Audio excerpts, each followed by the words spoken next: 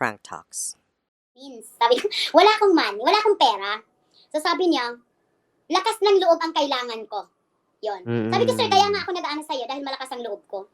Sabi ko, but then, to be honest, I don't have money. So yun, binigay na sa akin. Sabi na, look for a place, and then research, natin, kung baga yung location, kung papasa. Visibility.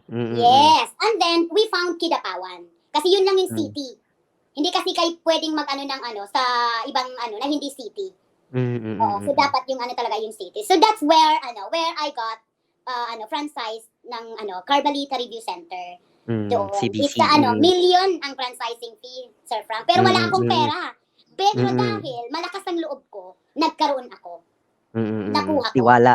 Yes. A trust for myself. Nakaya ko. Pag-iipunan ko. Ipupush ko to. Ganon. Yes. Grabe, no? Yes. Yung Frank Talks.